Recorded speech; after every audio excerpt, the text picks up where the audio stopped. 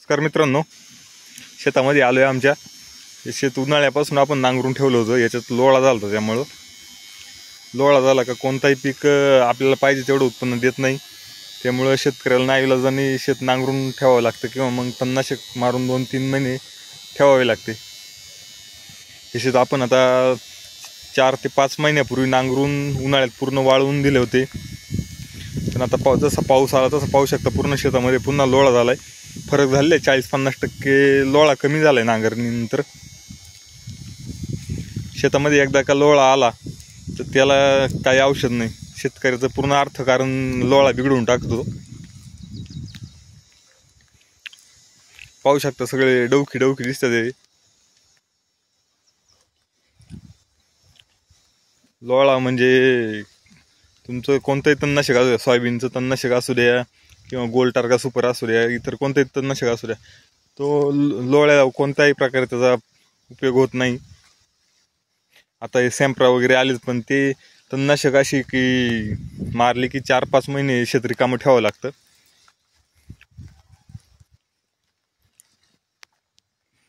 पाहू शकता शेत कसं हिरवगार दिसतंय. यात जर कोणतंही पीक केलं तर ते काही चांगल्या प्रकारे येत नाही, कारण त्या पिकाशी लोळा स्पर्धा करतो आणि त्या पिकाला काही उजरून देत नाही. पाहू शकता आता पाऊस झाले, त्याला फुटवा व्हायला लागलाय. खालून एका झाडाची 3-3, 4-4 झाडं तयार होतील. हे पाहू शकता तुम्ही. हे जी बाजूला सफेद दिसतात हे झाड आहे नवीन, ते वर आली की त्यांना पानांचा फुटवा होईल. हे आपण उपटून घेतलं तरी खाली त्याला 4 ते 5 गाठी राहतात. पाहू शकता एका झाडाला 2-2, 3-3, 4-4 फुटवे झालेले.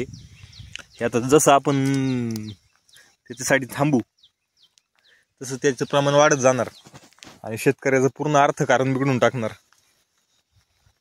शेतकऱ्याने कोणतंही पीक करू दे, त्याच्यामध्ये दाणा करू, कांदा करू, मेथी करू, कोणतंही करू, मल्चिंग केलं तरी मल्चिंग फाडून वर येतो.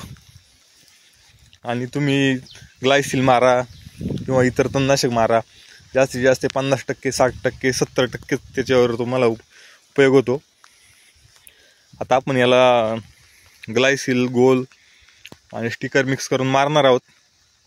मारल्यानंतर पाहू याला कसा फरक पडतोय. एकदा की लोळा आला की शेतकऱ्याचे उत्पन्न 25%, 30% घटलं म्हणून समजायचं. असा लोळा बरं तो थोडा असला तर पुढील वर्षी पूर्ण शेत व्यापून टाकतो तुमचं. पाहू शकता आपलं हे शेत आहे, 1 एकरचा प्लॉट आहे. या पूर्ण प्लॉटमध्ये जवळ 70% लोळा झालेला आहे.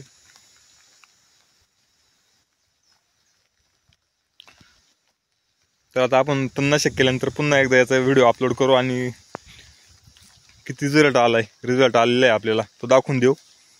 धन्यवाद.